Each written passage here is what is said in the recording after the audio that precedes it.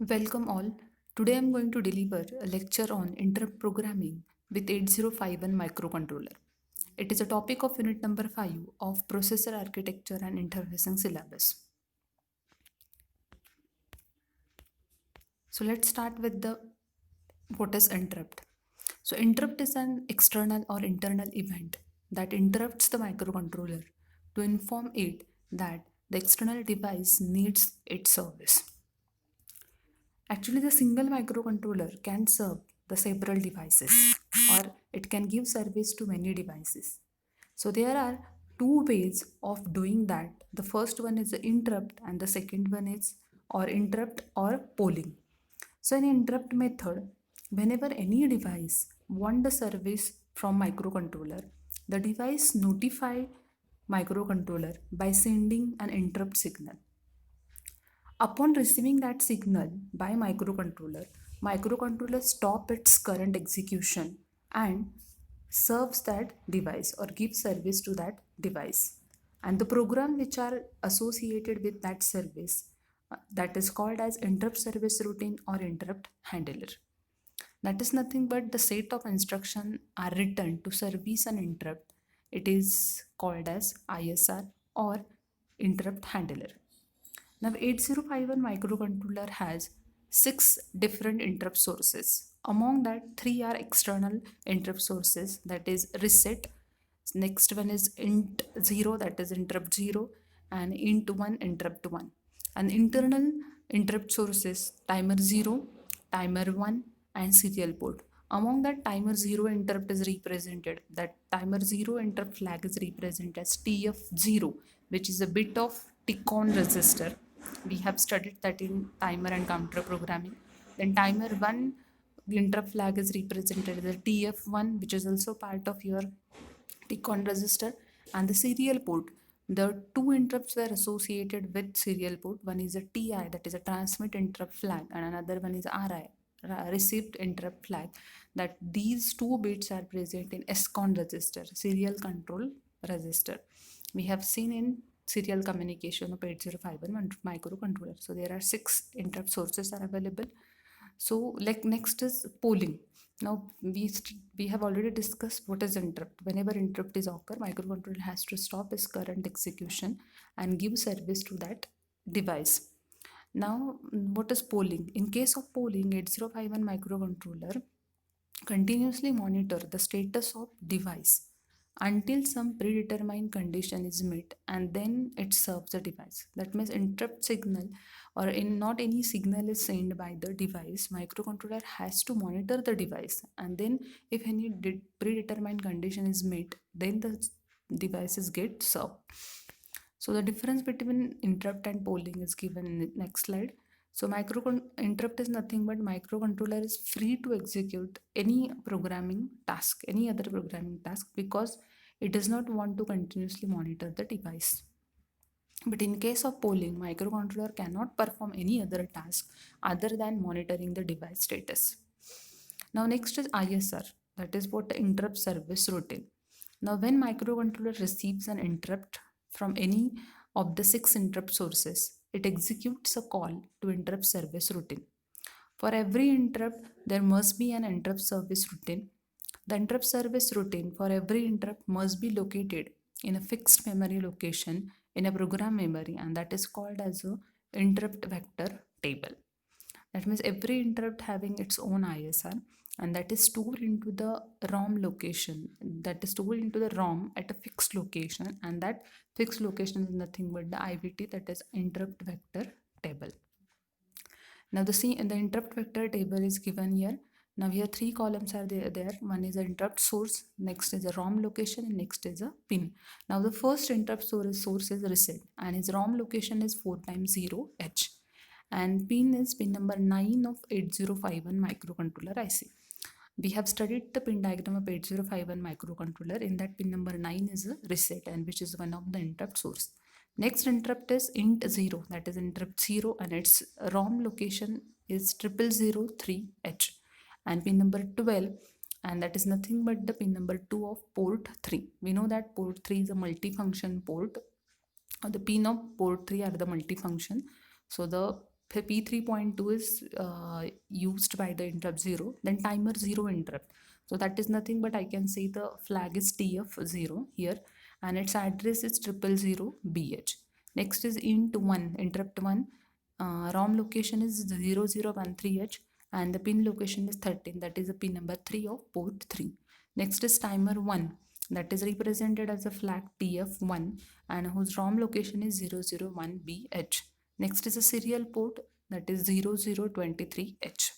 Now if you observe this table, in this table, excluding reset, all other interrupts having the ROM location, in that ROM location there is a difference of 8 bit. For example, 003B 3H, it is at ROM location of int 0, and now the next ROM location for timer 0, it becomes 000BH.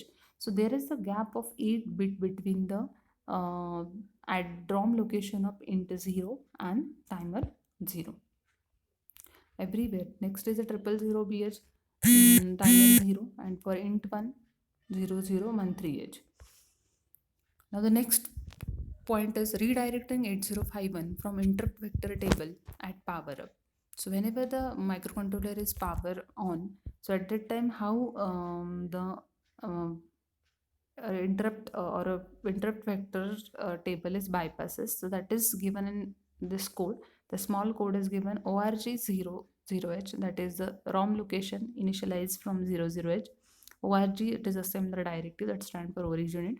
Then ljump, that is a long jump main. Main is in label, and if you observe, it is definitely it will jump to the main, and below main the address is given, that is org30H. Now the org30H, if you observe, the 30H is not present in ROM location of interrupt vector table, and that definitely 30H is taken outside the ROM location of IVT. The originate or address of main program, it should not be the ROM location of IVT, ROM location from IVT. Now next is enabling and disabling the interrupt mechanism in 8051. How that 6 interrupt sources are enable or disable. So for that purpose, there is a software method is available, but by default whenever we reset the microcontroller, all interrupts become a disable. So the interrupts must be enabled by software only when 8051 will respond to them. If it is enabled by software, then 8051 will respond to them.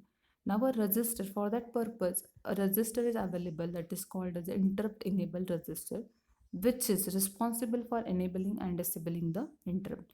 And IE is a special function register, which is an 8-bit register. So upon reset, whenever we reset the 8051 microcontroller, all bits of IE register become 0. So let's see the structure of IE register. It is given in this slide. IE register, if you observe, the bit D7 to D0 bits are given. Now D7 is EA, that is interrupt. The EA bit is given for IE register. Next is a dash. Next is a dash, that means D6 and D5 both bits are a dash, that means are not used in 8051 microcontroller. Next is ES, that is interrupt of serial port, or I can say serial port interrupt. Next is a ET1, that is a enable timer 1 interrupt. Next is EX1, enable int 1 interrupt or enable interrupt 1. Next is ET0, enable timer 0 interrupt. Next is EX0, enable external interrupt int 0. Now let's start from the EA, that is a bit number D7 of IE register. When EA becomes 0, it is mentioned here disable all interrupts. When we put EA is equal to 0, by default all interrupts become a disable. Now next is when I put EA equal to 1, then each interrupt is individually enabled or disable by setting on clearing its bit. That means if I want to set or if I want to enable or disable any particular interrupt, then my EA should be 1. And to set or reset that particular bit, I need to put either 1 or 0. Next is ES, that is enable or disable the serial port interrupt. That means if I want to enable like RI or TI, at that time ES should be 1. If I want to disable RI or TI, at that time ES should be 0. Next is ET1 or ET0, that is a timer 1 and timer 0. So if I want to enable or disable the timer 1 and timer 0 interrupt, at that time I need to put ET1 and ET0. Both should be 1. And if I want to disable timer 0 and timer 1 interrupt, at that time ET1 and ET0 should be 0. Similarly, external interrupt int 1 and int 0. If I want to enable them, then EX1 and EX0 bit of IE register should be 1. And if I want to disable the int 1 and int 0, and that case EX1 and EX0 should be 0. Now if you observe at the end of this slide, when question is given, write instruction to enable serial interrupt and timer 0 interrupt. Now please note down this, what should be the instruction for this question to enable serial port and timer 0 interrupt. Now the question is, whenever I want to enable any interrupt, right, for that purpose my EA, that is bit number D7 of IE register should be 1. So keep EA is equal to 1. As D6 and D5 bits are not defined here, so we need to put 0 0 over there. Now according to the problem, we need to enable serial port. If we want to enable the serial port, then ES should be 1. Now for upper 4 bit, I got the value 1001. So we know that 1001 is equivalent to 9 in hexadecimal. Now go to the next lower 4 bit. Here ET1 is not mentioned, that is a timer 1 is not mentioned in statement, so ET1 should be 0. EX1, external interrupt, is not mentioned here, so EX1 should be 0. Now ET0, that is a timer 0. Now timer 0 interrupt is mentioned in your statement, so ET0 should be 1. EX0 is not mentioned, that should be 0. So lower 4 bit value is 0 0 1 0. So we know 0 0 1 0 is equivalent to 2 in hexadecimal. So I got value 8 for upper 8 bit, 9 for upper 8 bit and 2 for lower 8 bit, that is a 92H. So write down the instruction here, move IE comma hash 92H. That's what value we want of IE register. So you can put move IE comma hash 92H. Now next instruction is disable all interrupts. We need to disable all interrupts. So that means all bit ES, ET1, EX1, ET0, EX0 should be 0. So for that purpose, we have one very simple concept that is given here. When bit number D7, that is EA of IE register, is equal to 0, that disable all interrupt. So I can directly write down 0, that means I need to clear that bit, right? So CLR IE 0.7, that means the clear bit number 7 of IE register. So definitely by default all interrupt become a disable. Or you can put, that is a move IE comma hash 00H. So that is also equivalent. All bits of IE register become 0. That is nothing but the all interrupt are disable. So note down this two instruction. For first it is a move IE comma hash 92H, and for second it is a move IE comma hash 00H or CLR IE 0.7. Next is how 8051 service an interrupt request. Whenever the interrupt is notified by the external device to the microcontroller or send to the microcontroller, then how 8051 react to that interrupt. So the when interrupt is request to the 8051, 8051 finishes the instruction it is currently executing. Then it saved the content of program counter, that is a PC, onto the stack. That is the address of next instruction. That means if microcontroller is executing particular instruction and interrupt occur, it will execute that instruction, and then instead of going to the next instruction, it will save the address of next instruction onto the stack. And that address definitely in terms of program counter, that is a content of program counter, and that is stored onto the stack. Next, then it jumps to the interrupt vector location corresponding to the interrupt sources executes. So which interrupt is occur, according to that it jumps to the interrupt vector location into the IVT, and it executes the interrupt service routine of that particular interrupt, and until it encounters the RETI instruction. Until it get the RETI instruction, RETI stand for return from interrupt. Now when it returned back to the place where it was interrupted by popping the content of program counter from the stack and start the execution at that address. Now the same slide is explained in terms of flowchart. So if you see the flowchart, start program, microcontroller receive an interrupt. When it receive interrupt, it complete the current execution or current execution of instruction. Then it will push the data or address of next instruction onto the stack. Then it gives service to that interrupt. Once it receives the RETA instruction, it pops the address from the stack and it will start executing the remaining program. So this is what the how ISR work, sorry, how interrupt is processed by microcontroller. Now we are interested how to write a program by using a interrupt. That is what the interrupt programming.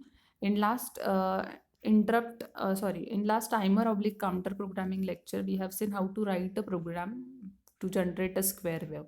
We have seen some steps. There are 7 steps over there, and in that step, the first step is take the value of T mod. Second step is take the value of TH and TL register.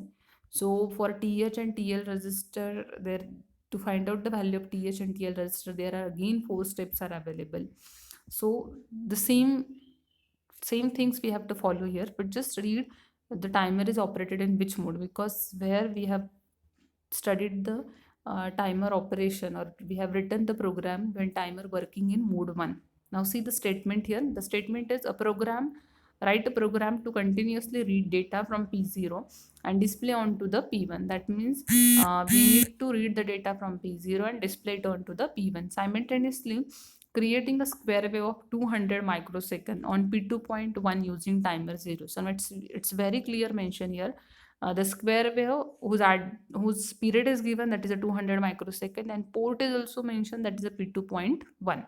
So there are 2 tasks are involved in this program. One is a read the data from P0 display onto the P1, and next is a generate a square wave of 200 microsecond onto the P2.1. Now as we know that when period is mentioned in your statement, that is a 200 microsecond square wave, that period is nothing but the T on plus T off, that is equal to 200 microsecond. T on and T off, that is a T on period of square wave, and T off period of square wave is equal to 200 microsecond. So when I'm considering the duty cycle of my square wave is a 50%, so that means the T on is equal to T off. So when that both time is equal, then definitely that is become a 200 microsecond divided by 2, so that become a 100 microsecond. That means my desired time delay is 100 microsecond, that is given in statement. Now I need to find out the value of n. N is equal to desired time delay divided by machine cycle period. Now here the crystal frequency is not defined. So whenever the crystal frequency is not defined in your statement, you need to take the crystal frequency, that is 11.0592 megahertz. We have already find out the when crystal frequency is 11.0592. The machine cycle frequency is 1 by 12 into crystal frequency, and once you got the frequency, you can find out the period 1 upon frequency. So the standard period for 11.0592 megahertz, it is 1.085 microsecond. Now here we need to find out the value of small n, that is equal to Td upon 1.085 microsecond. Now Td, that is desired time delay, is a 200. Now not 200, because we need to take either T on or T off, and that both are same, so we need to take 100 microsecond. So 100 microsecond divided by 1.085 microsecond. If you perform this uh, division, you will get the value 92, and that 92 value is nothing but the value of your TH1, because it is, we need to use that timer into the mode 2. When we need to use the timer in mode 2, that is auto reload mode, so where only TH1 is used, the value is loaded into the TH1. So let's start with the program. The first is ORG 4 times 00H, that is a ROM location 4 times 00H. Then LJump main. Now LJump, that is a long jump main. So when it come back to the main, when it is come to the main, so move tmod comma #2. So that indicate the timer 0. is works into the mode 2. Now next is move p0 comma hash 00fh. Now the data is read from p0, that is 0ffh, and next is move th0 comma 92h. Already we discussed 92h is nothing but that 100 microsecond divided by 1.085 microseconds. You can note down that value of th0 is equal to 100 microsecond divided by 1.085 microsecond. Next is move I comma hash 82h. Now why the value of I is 82h is taken? Now here we are interested in timer 0. Now let's go to the IE register. Now in IE register value is 82. Now put value 82 here. 82 means EA should be 1. Next is first 4 bits. Middle to 1 is 0 0 already. D6 and D5 is 0. EH should be 0. That become 8. 1 triple 0. EA 1. And 82. That means in lower 4 bit, which bit will be 1?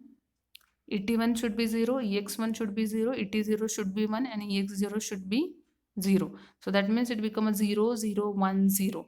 So that means it is 0, and we are interested in timer 0. That's why among all sources, 5 sources, my ET0 should be 1, and to make ET0 my EA should be 1. So that's why value become 1 triple 0 0 0 1 0, and that is nothing but the 82.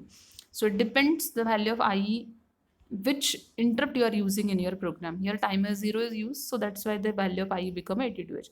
Next is the set BTR0, that stand for the start timer 0. Now to start the timer 0, the instruction is used. We need to put TR0 is equal to 1. So set B TR0, set bit TR0. So TR0 is equal to 1. So it start the timer. Next is a back label is used, move A comma P0. That means the value of P0 port is copied into the accumulator. Next move P1 comma A. Now the value of accumulator is copied into the P1. So actually this task is completed. Read the data from P0 and display onto the P1 with the help of accumulator. Then S jump, short jump to the back. So it goes in that loop till the data P0 it display onto the P1. Now here if you observe here, ISR for timer 0 to generate a square wave. Now here to generate a square wave, we need to use the ROM location of from IBT table of timer 0. Now the address of timer 0, if you observe in this table, the address of timer 0 is 000 BH. Timer 0 is 000 BH, and the same address we have used in our program, that is org 000 BH. And already we discussed to generate a square wave, generally the instruction is used, that is a CPL, that is a complement, because we know that when we are going to represent a square wave in terms of binary, so we are considering T on as a 1, T off as a 0, again T on as a 1, T off as a 0. So that is a representation like 1 0 1 0. It is nothing but the square wave. And similarly CPL instruction is also doing same. When your bit is 1, it complements it as a 0. If it is 0, it complements as a 1. So that's why CPL is responsible to get the square wave. And it is mentioned we need to find out CPL, we need to find out square wave of P2.1. So CPL P2.1 is given here. RETI written from interrupt. So it will start from the main program, that is org 0030h. So in this way both tasks are performed in this program with the help of IE, with the help of interrupt register, and definitely with the help of your interrupt source, that is a timer 0. Now next is a programming timer interrupt. Now if the timer interrupt bit in IE register is enabled, if the timer interrupt bit in IE register is enabled, that is a timer interrupt bit means ET1 and ET0, if that are enabled, then whenever timer is rolls over, means timer reaches to maximum count and it again come back to the 0.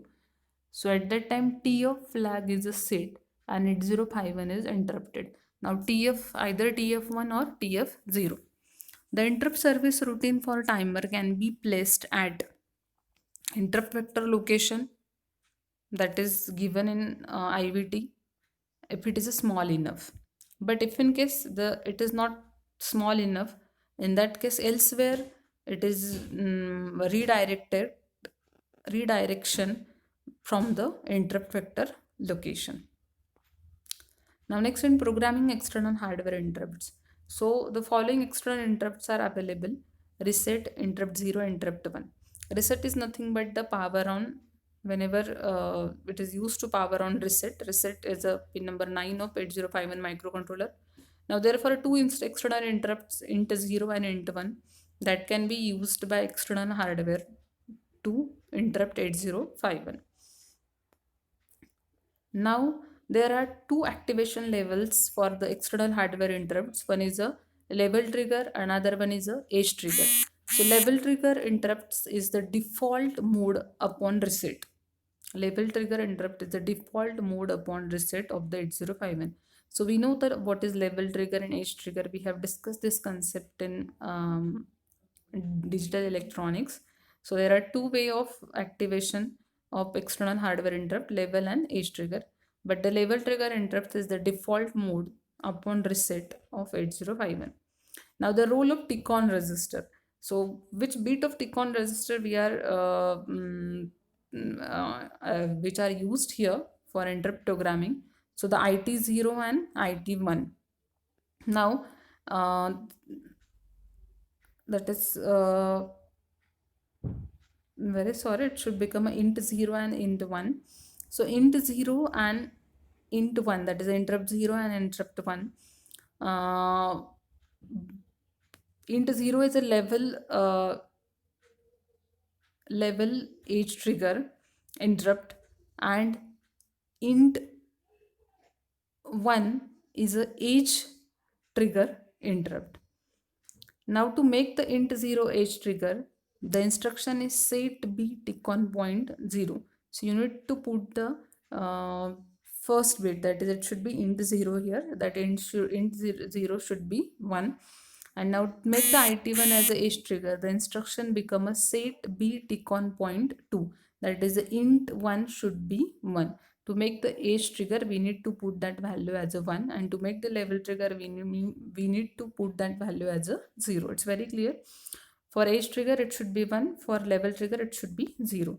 Now next is the role of Tick-on resistor into the role of Tick-on resistor. The remaining two bits, that is IE1 and IE0, that is for external interrupt, that is for int 0 and int 1. So it is a bit number 1 and bit number 3 of Tick-on resistor. So it is mentioned here, set by CPU when external interrupt edge on the int 0 pin is detected. And similarly, set by external interrupt edge on int 1 pin is selected. IE0 or 1 is also are called interrupt in service flag. When set to 1, indicate 8051 executing an interrupt service routine. So that is what the role of Tick-on resistor, because Tick-on in the lower 4 bit of Tick-on resistor, if you observe the lower 4 bit IE1, IT int 1, IE0, int 0, that are responsible for interrupts. So in this way, that are doing the task of interrupts. Now next, at the end of every service routine, every interrupt service routine, there should be RETI instruction is executed, that is nothing but the return from interrupt. This clear the IE0 or 1 in interrupt service flag. When RETI instruction is executed, it clear the IE0 and IE1, that is external interrupt sources, become a 0. That indicate that the interrupt service routine is executed as service is given to that external device. Now the programming serial communication interrupt. Already we have seen this programming in serial communication, that is how to receive the data and how to transmit the data. For transmit data, we are using TI. We are monitoring TI, and for receive data, we are monitoring the RI flag. We put the data in SBUF register, that data we want to transmit, and whenever data is received, that data is also placed into the SBUF register. And SCON register, in SCON register, we are using the RI and TI flag. So in last serial communication in 8051 microcontroller, we have seen how to write a program. But just now here we need to add the serial communication with interrupt. We need to add interrupt here in serial communication programming. Now here the simple program is given, a program to transfer a character A serially at 4800 baud rate continuously. Now all steps are same. Here interrupt is also not, it is also not included here. If you observe, the first is org00h. Next, move tmod comma hash 20h. It indicates that timer 1 is operated in mode 2. That is a step number 1 of serial communication programming, if you noted. Then move th1 comma hash -6. So the one table I explained in that lecture, the baud rate and the value of th1 is given in decimal and hexadecimal. So we have put value in hexadecimal -6. Next, the value of SCON register is also fixed, that is a 50h, that is step number 3, which indicate that the serial communication of mode 1. Next is set B TR1, that means timer 1 is started. Now here we are using timer 1, so that's why we have to take TR1. If we taken here TR0, timer 0, then I must put here TR0, but now here the timer 1 is taken, so set bit TR1, so that means timer 1 started. Again is label used. Now we need to transfer the data character that is mentioned here A. So we need to put that A into the SBUF register. So move SBUF comma hash A. So ASCII value of A will be put it into the SBUF register. It is transmitted via TI. So here we need to check the TI. TI become 1 when the stop bit is transfer. When we are transferring A to just it cannot transfer only A. It consists of start bit and one stop bit. So here JNB TI comma here. Now the assembler will remain here only. Microcontroller continuously checking whether TI become a 1. So once TI become a 1, so it exit this instruction and it goes to the next instruction. So when TI become 1, when the stop bit is executed, first start bit will be sent, then A will be sent, and then stop bit will be sent. When stop bit is received, it means that data is transferred and TI become a 1. And after that it clear TI, because when the microcontroller need to send another byte, so your TI should be 0. SJump again, it again go to the A. So continuously A will be transferred at baud rate of 4800. So this is a simple program to transmit the data. Now this program is included with the serial communication interrupt flag, that is RI and TI. So we know already, we have discussed that the RI become a raised when the last bit, that is a stop bit, is transferred. RI, it is raised when entire frame of data including stop bit is received. So in polling method 8051 just wait for the TI or RI flag to be raised, it does nothing else. Now upon serial interrupt with 8051, in 8051 there is only one interrupt for both serial data transmission and reception. RI and TI both are included into the serial communication interrupt. When RI or TI raised by serial data transfer, 8051 is interrupted and jumps to the interrupt vector location 0023h. Whenever RI and TI raised, that means it indicates that the data transfer is done and data reception is done. 8051 is interrupted and it jumps to the interrupt vector location, that is a 23h. We have seen in table to execute the interrupt service routine. In ISR 8051 must examine TI and RI flag to determine which one caused the interrupt, either a TI or RI. Now here the program is given, the same program, or we can say the program with interrupt, serial communication program with interrupt. Now here the program statement is, what statement is there? Continuously read data from P1 and send it to the P2. And second statement is receive data from serial port and send it to the P0. Now let's see the program. ORG00H, LJump main, long jump main. Now here ORG0023H is given. So ORG0023H, it is an address of your serial interrupt, serial communication interrupt, that is 0023H.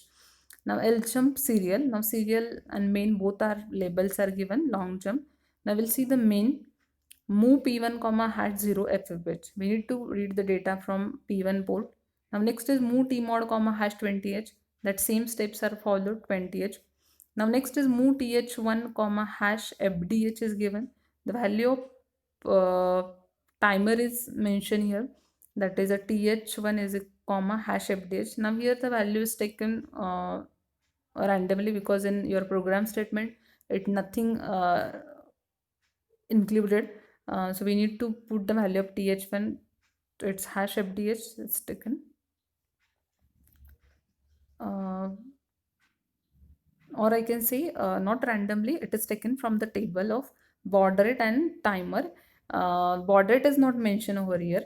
The baud rate, if baud rate is mentioned, then we need to take that specific value. We know that the baud rate are either 960, 4800, 1200. So from that table, the value is taken. Generally, the 9600 baud rate is used. Next is move scon comma hash 50h. So that is a standard. The serial communication is operated in mode 1. Next is move I comma hash 1001 4 times 0 h. Now if you observe, b is written here. The b means binary value. You can put in hexadecimal. When we are writing that value in hexadecimal, 1001 means 9 and 4 times 0 means 0. So 90h value will be here.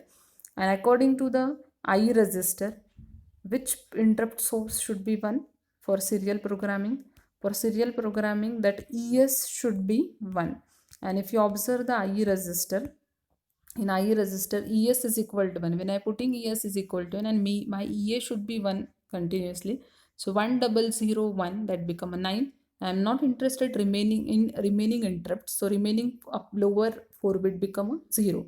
So my value become a 1001 4 times 0. So that is nothing but the 90H. So that's why the 90H is taken in this program. Next is a set BTR1, timer 1 is started. Next back move a comma p1, the value of port 1 is copied into the accumulator. Move p2 comma a, the value from accumulator is copied into the p2. That means the data read from p1 and send it to the p2. S jump back. So short jump back till this process will be continuous. The data will be read from p1 and sent it to the p2. Next is the org 100h.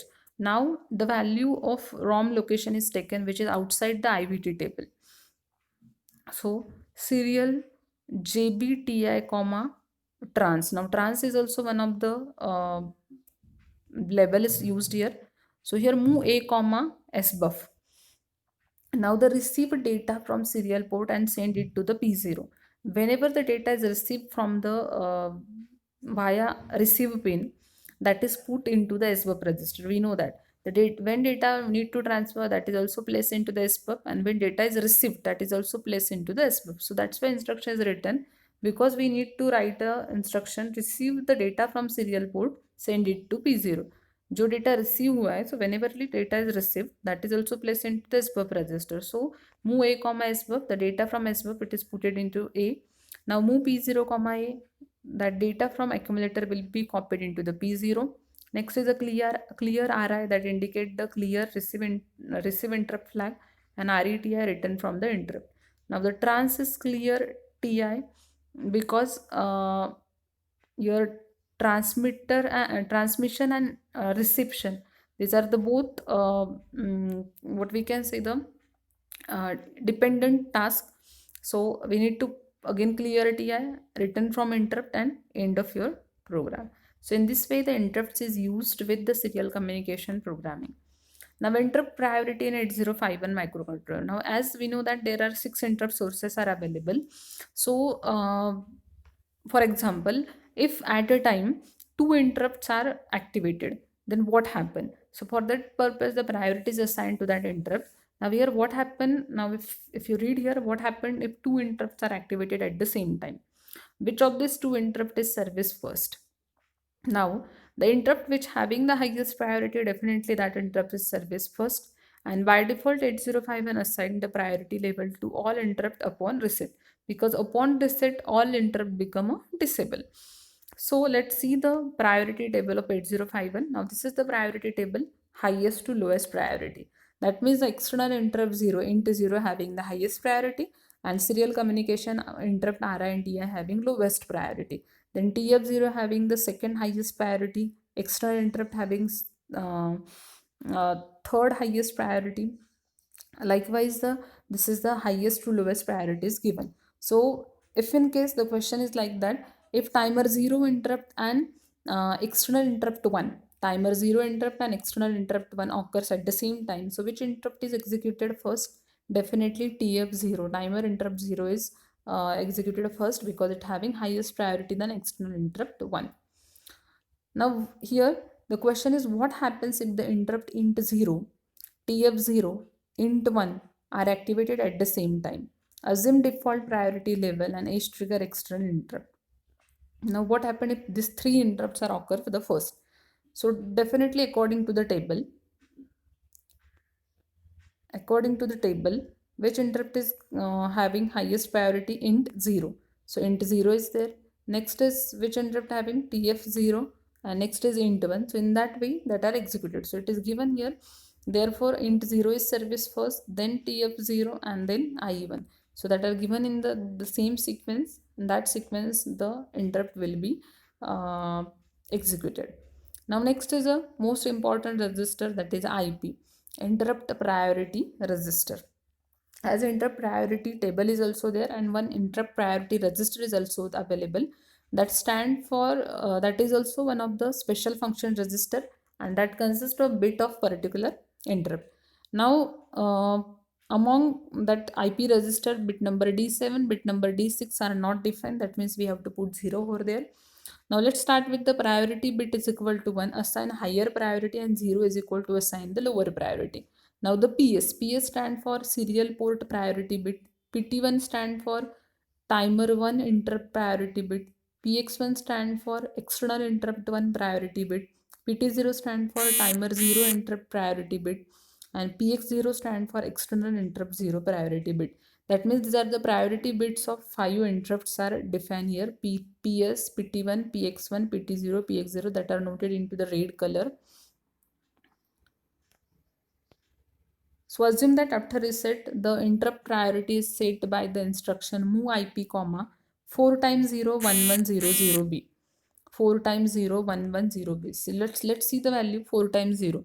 So the first two value by default 0, PT2 0, PS 0. So upper 4 bit are 0, and the next is 1100B. So which priority bit are 11? PT1 and PX1 are 11, and PT0, PX0. That means which priority bits are set? Timer 1 interrupt priority bit is set, and PX1 external interrupt 1 priority bit is set. So here some questions are given. What happens if 8051 executing an ISR of an interrupt and another higher priority interrupt is activated? So definitely the microcontroller has to complete that task, and then it gives the service to that another higher priority interrupt. And upon reset, all interrupt having the same priority, actually upon reset all interrupts become a disable. So this is about the interrupt programming. In this chapter, you need to focus on to the IE register and IP register. The both register may ask in theory exam to explain IE and IP register. And one more point is there to explain the interrupt structure. The diagram is given in your book, so you can refer that diagram. That is also one of the most likely asked question I have given into the question bank. So I hope this lecture is helpful to you. Thank you.